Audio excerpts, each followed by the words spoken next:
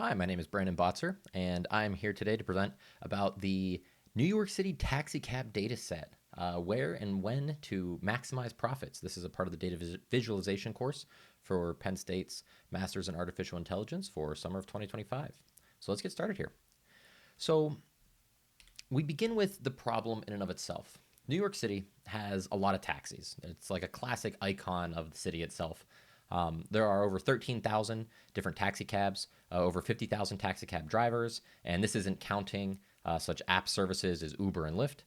And in order to be a classic yellow cab driver, you operate that cab via a medallion system.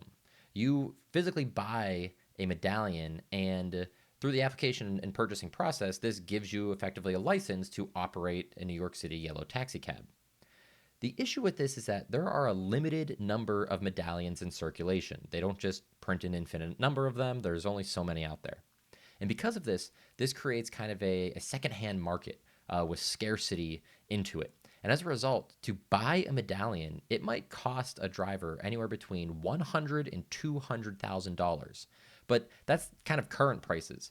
We saw about a decade ago, these prices went up to $1 million for a medallion just to operate the cab. That's not all the services that go beyond that. That's just operation and the legal right to drive around the city.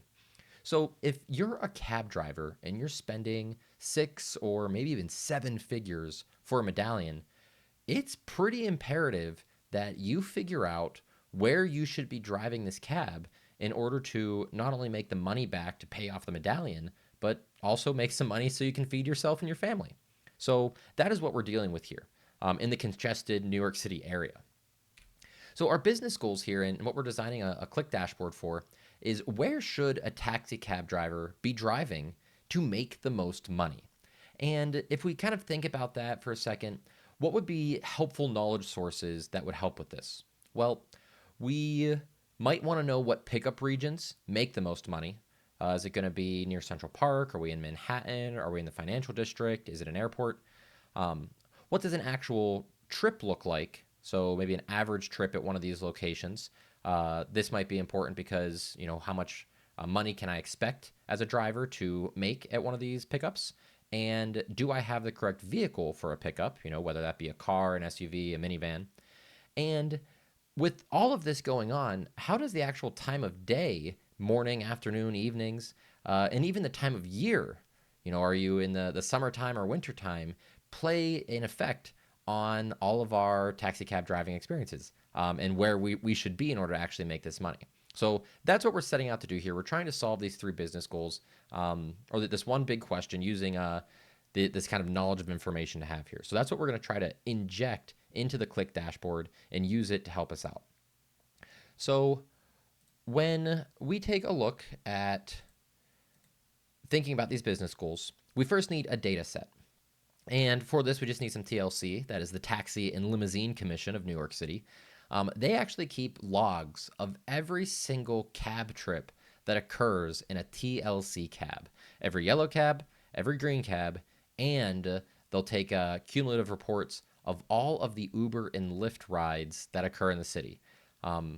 These are millions and millions and millions of rides around New York City. Just for the yellow cabs, there are 36 million or over 36 million rides a year. If you start to include things like Uber and Lyft and other limousine services, you're talking over hundreds of millions of cab rides in a year. It was actually such a large data set initially that the Qlik application wouldn't handle all of that data. So I had to reduce everything down into just the yellow cab, and we'll take a look at that.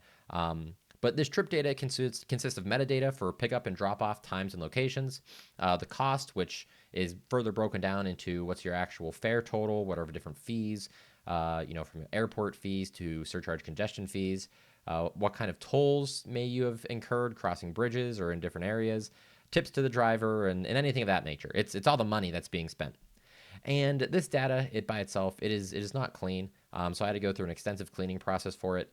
And this data for the location, they kind of self-categorize by an index of 100 through about 265 items.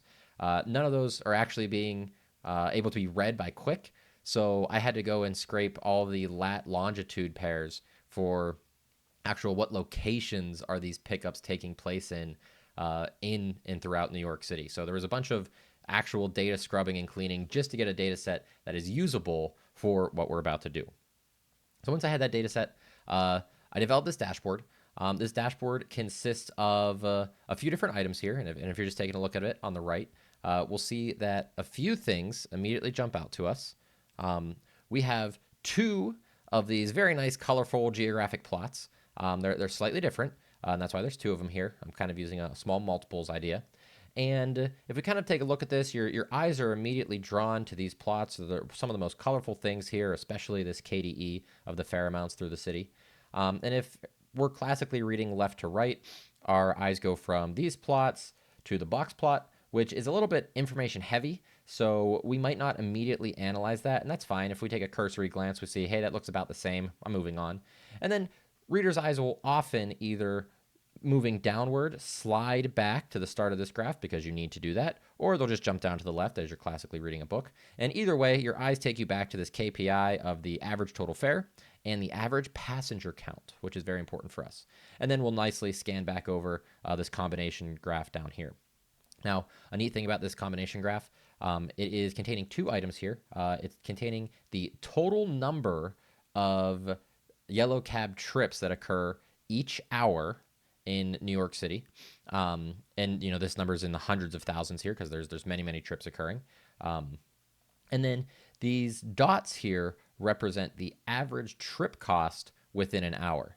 Now, because this is being displayed from 0 to 23, which is your entire daytime cycle from 12 a.m. back to 12 a.m., this initially kind of resembles a line chart, but it's not really. It's a bar chart with a bar chart as dots above it.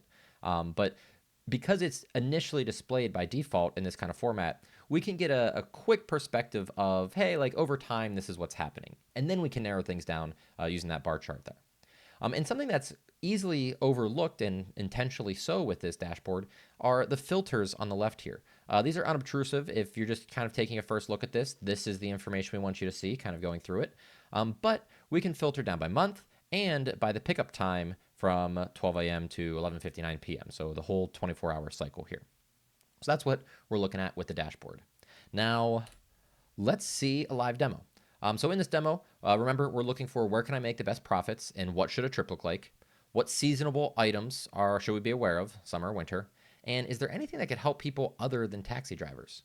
So pulling up the dashboard, this is what we see all live. We can see the KDE just quickly updated there as the screen changed. These are all interactive, so we can zoom in, we can zoom out. It's pretty cool there, zoom in, zoom out. The filters are all selectable. We can pan these around if we wanted to, although we're not going to see much outside of the New York City area because that's where all the data is. And if we're just quickly taking a look at this left plot here is showing the median total amounts of fares, so where's like the priciest taxi ride. And we see that there's a single color gradient here specifying this. If we look for the darkest points, we see one up here and one down here. These are actually both airports. Some of the most expensive regions are always airports. There's some down here, and then some kind of on the far outside of the city. But if we take a look at this airport here and we click it, by clicking it, we've just down selected the data. And we see that our KDE immediately zooms in. We probably don't need it to zoom in that much. That's a little feature of Qlik there. It's not really showing us much, but if we take a look at this, this is JFK Airport, so no surprise there. And if we look at the average total fare we're looking at for JFK, we immediately see we're in the 200 ranges. So where are some good places to actually make money as a taxi cab driver? We quickly get that from the airports. This plot on the left here kind of shows us that immediately. But what if we're not wanting to kind of comb around the airports all day? What if we don't want to deal with people coming in from their flights and then booking it back and forth across the city? What if we wanted to focus more on the city proper? Where should we be in there? Well, in that case, it's nice for us to just kind of zoom in on the KDE. We see in this case, zooming in like this shows us these point regions. These are all pickup locations as determined by the TLC New York City Taxicab information. And we see that some of the densest areas that these pickups occur in are really around Central Park. If we take a look here, this nice big patch of green in the middle of New York City, that's Central Park. South side of Central Park, has a lot of pickups. The middle of Central Park, both sides have a lot of pickup, although more on the east than the west. And then as we move up into New York City, there are some heavy pickups here. As we go south in New York City, there's a lot more locations here. So if we kind of like were to bin this together or expand the KDE, these would start to blend. But not a ton happening down here, and that just might be due to the subway system. But Central Park is a great location for that. Now, something that I'm curious about is how does this Central Park pickup change over the seasons? So I can select this for some summer months. Let's do June, July, August. It's nice and hot in New York City during those months. We've seen that as we've selected these, all of our charts have updated. And if we go ahead and zoom in here, specifically on Central Park, we see that we have a nice kick on the south and in the middle again on this east side, but not so much in the top. And if we take a look down into New York City as well, we see that some of these density plots here are a little lighter than previously before. Now, if we quickly compare that to some winter months like December, January, February, and we zoom in on the KDE, we see that we've got some darker areas once again, and these areas down here have just darkened up quite a bit. And what this just might mean for us is that in the winter months when people might not want to walk a few extra blocks, they might be calling taxis down here a little bit more to get them up into Central Park. And we might also see an uptick in Central Park as maybe fewer people are running in there, or maybe once they get into Central Park for a run, they want to get out and they don't want to have to walk back through the winter conditions. But we do see a shift based off of just time of year. So it's very interesting to see that. We see that if we do go and analyze that box plot, especially across all years, as I previously mentioned, we do see that a lot of these are very similar. That's not to be surprised. New York City is one of the largest cities. It has a huge population.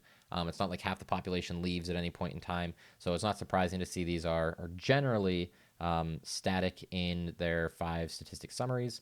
But we do see that there are a number of heavy outliers here. Often those are taking place at points such as JFK or the airports. Now, one other thing that is nice in terms of average trips is if we kind of go back and take a look at our KPI that's been updating this whole time. Traditionally, across the entire city for the entire year for all times, we're going to make about $30 on a cab ride, and there's going to be a little over a person that's in your car. And that's not exactly certain, because we're a single person or 2 people or 3 people, we're integer numbers. But if we take a look at those big winners, like the airports, like JFK, notice that the number of people has just gone up to 3. If you're trying to fit 3 people and their luggage in a single taxi cab, that can be a difficult thing to do. So this information right here just immediately tells us, hey, if I'm going to the airport in order to pick people up, maybe I do need a larger vehicle. Maybe I need a minivan instead so I can fit extra luggage, fit those extra people, and get them all out of there in one go. So that's an important thing to keep in mind. What this is also telling people outside of the taxi drivers is for lawmakers trying to put fees on the cabs in order to generate tax revenue. You have more people packing into fewer cabs coming out of airports. And this is important because right now there's an airport fee at JFK where if you get a cab at the airport or you're driving a cab in this region, it's an extra like $2.50 a trip, which doesn't sound like much, but when you start multiplying it by all the people flying in and out of JFK and needing taxi rides there, it's a lot of money. So maybe one day tax enforcement, instead of going per cab, they might go per person because you have so many people fitting into a cab in order to try to save on that rate. So just an interesting thing to think about. So once again, going back to these business goals, we saw pickup regions, the airports, and then Central Park are easy pickups for making a lot of money. Our KPI showed that for average trips, we know what those costs are, and we know how many people are going to be in the cabs. We know that airports are probably going to need vans, and lawmakers may increase tax revenue by taxing in different ways. And we know that by the time of the year and time of day, that Central Park rides are going to end up shifting with the season. So just a real quick, 5 minutes through that little dashboard, we've gathered all of that information, and it's very easy to understand that. So with that, thank you so much. I hope you all enjoyed this presentation and enjoyed the semester, and you have a great one.